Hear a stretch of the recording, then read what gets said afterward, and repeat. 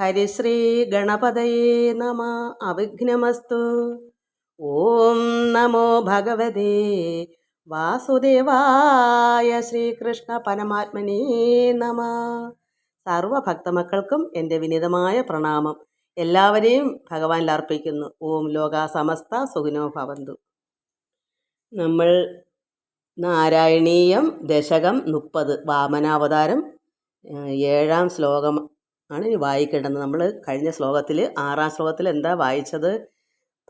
ഭഗവാൻ ഇവിടെ വടുരൂപിയായി അവതാരം എടുത്തിട്ട് യാഗം നടത്തുന്ന ശാലയിലേക്ക് പുറപ്പെട്ടു. എന്തിനാ പുറപ്പെട്ടത്? അതായത് ദേവലോകവും എല്ലാം അദ്ദേഹം അടക്കി വെച്ചേക്കുമല്ലേ.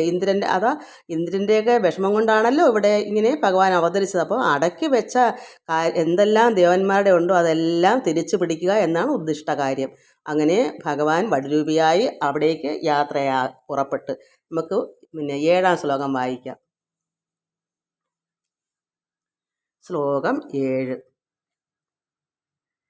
ഗാത്രേണ ഭാവി മഹിമോചിത ഗൗരവം പ്രാക് വാവൃണ്വദേവധരണീം ചലയൻ അയാസി ഛത്രം പരോഷ്മതി രണാർത്ഥം ഇവാദധാനോ ദണ്ഡം ച ദാനവജനേ ശിവ സന്നിധാതും.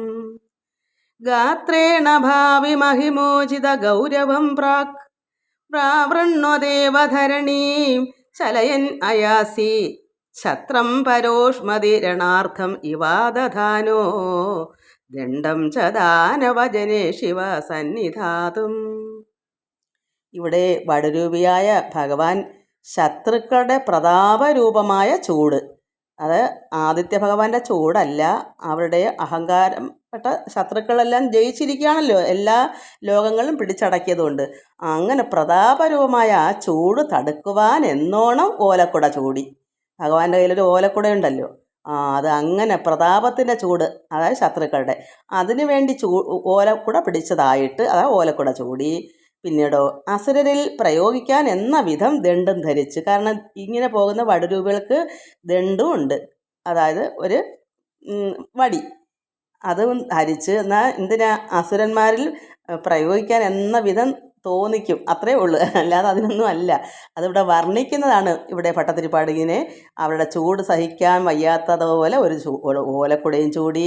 എന്നാൽ അവരെ പ്രയോഗിക്കാൻ എന്ന വിധം ഒരു ദണ്ഡം ധരിച്ച് വരാൻ പോകുന്ന മാഹാത്മ്യത്തിന് തക്ക ഗൗരവം മുൻകൂട്ടി തന്നെ കണക്കിലെടുത്തു എന്ന് തോന്നുമാറ് ശരീരത്താൽ ഭൂമി കുലുക്കി യാത്രയായി. വരാൻ പോകുന്ന ഇത് ഗൗരവം മുൻകൂട്ടി എടുക്കുന്ന എന്താ, കണക്കിലെടുക്കുന്ന എന്താ? കാരണം ഇതെല്ലാം തിരിച്ചു പിടിക്കാൻ പോവുകയാണല്ലോ, അപ്പോൾ ഒരു ഗൗരവമൊക്കെ ഉണ്ട്, ആ ഒരു മാഹാത്മ്യം ഒക്കെ തോന്നിക്കും ഭഗവാനെ കണ്ടാൽ.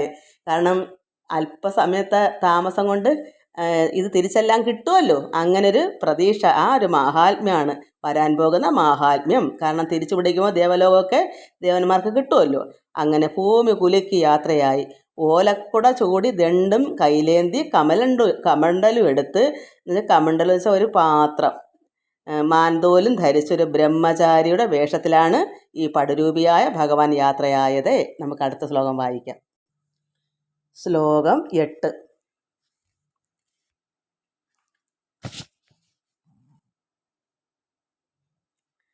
താം നർമ്മദോത്തരതടേ ഹയമേധശാലാം ആസേ ദുഷിത്വയി രുചാതവരുദ്ധ നേത്രൈ ഭാസ്വാൻ കിം യേഷ ദഹനോനു സനൽകുമാരോ യോഗീനു കോയം ഇതി ശുക്രമുഖൈ ശശങ്കേ.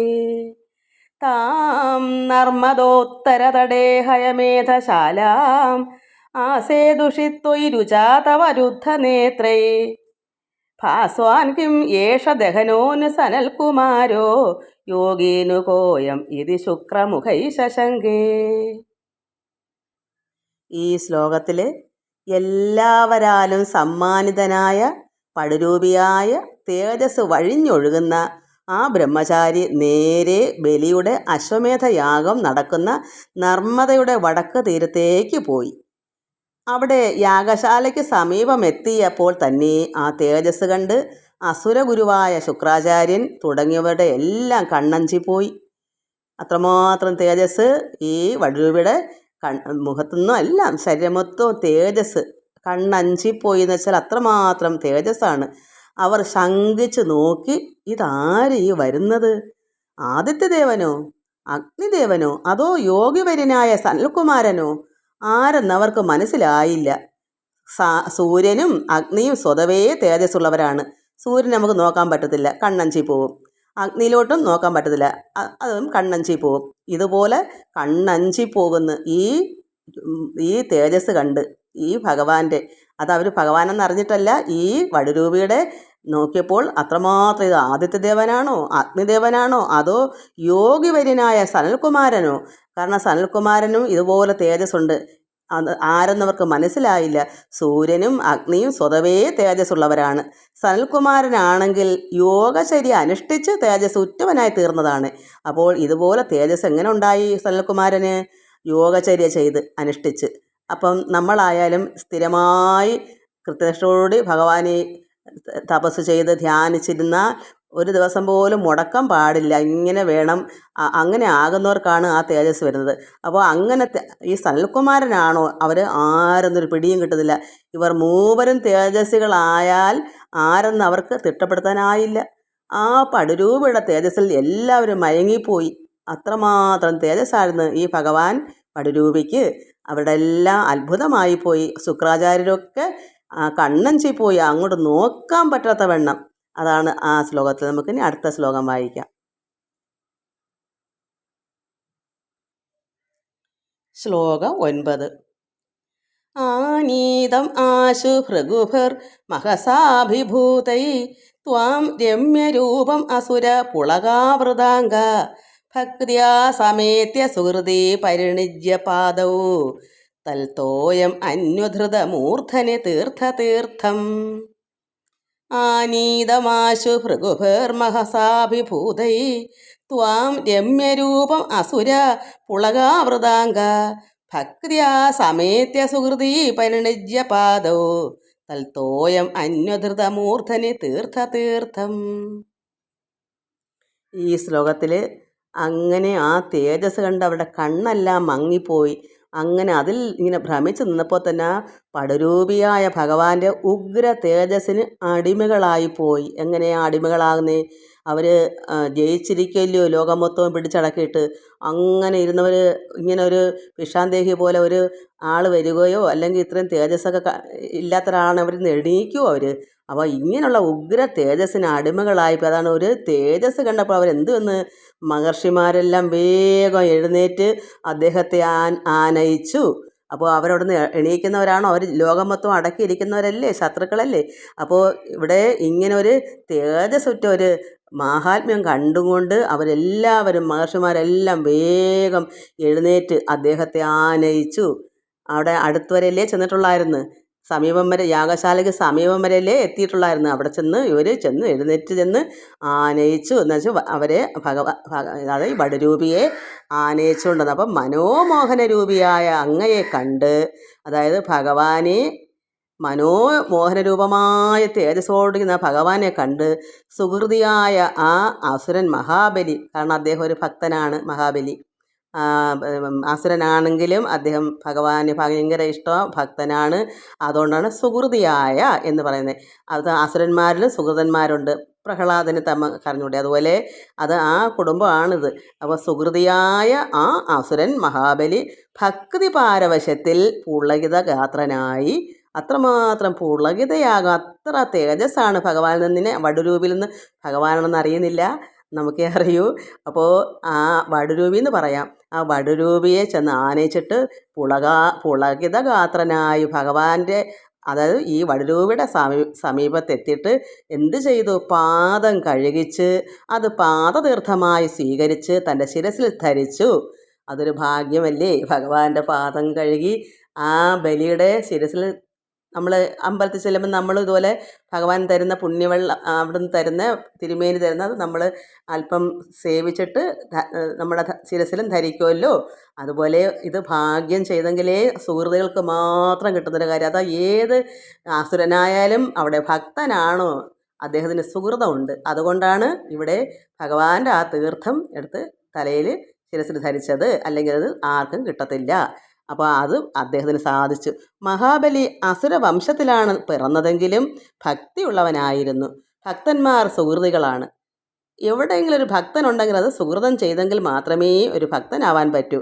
സുഹൃതം ചെയ്തതിൻ്റെ ഫലമായാണ് ഭക്തി കൈവരിക്കാൻ സാധിക്കുക. അപ്പോൾ നമ്മൾ കഴിഞ്ഞ ജന്മങ്ങൾ മനസ്സിലാക്കിക്കോണം. ഭാഗവതം വായിച്ച് അത് മനസ്സിലാക്കാനും അതിന് വെമ്പൽ കൊള്ളാനും ഇനിയും കേൾക്കണമെന്ന് തോന്നാനും ഇതിനൊക്കെ ഒരു സാഹചര്യം നമുക്ക് കിട്ടുന്നെങ്കിൽ മനസ്സിലാക്കിക്കോണം കഴിഞ്ഞ ജന്മത്തെ സുഹൃതമാണെന്ന്. സുഹൃതം ചെയ്യാത്തവർക്ക് ഒരിക്കലും നടക്കത്തില്ല, ആ ഭക്തി നമുക്ക് ഉണ്ടാകത്തില്ല. അപ്പോൾ സുഹൃതം ചെയ്തതിൻ്റെ ഫലമായാണ് ഭക്തി കൈവരിക്കാൻ സാധിക്കുക. ഭക്തി ഉള്ളതിനാലാണ് ബലിയെ സുഹൃതി എന്ന് വിശേഷിപ്പിച്ചത്.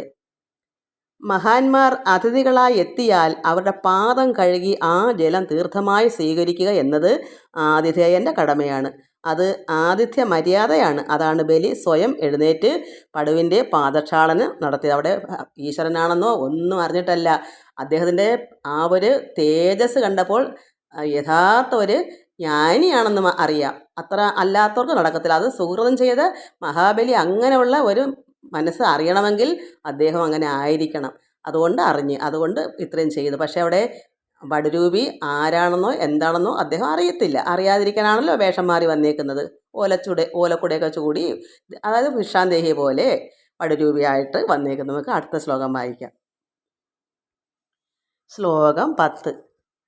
പ്രഹ്ലാദവംശജതയാ ക്രതുഭിർ ദ്വിജേഷു വിശ്വാസതോനു തദിദം ദിദിചോപി ലേഭേ യത്തേ പദാംബുഗിരിശസ്യ ശിരോഭിലാള്യം സത്വം വിഭോ ഗുരുപുരാലയ പാലയേധ.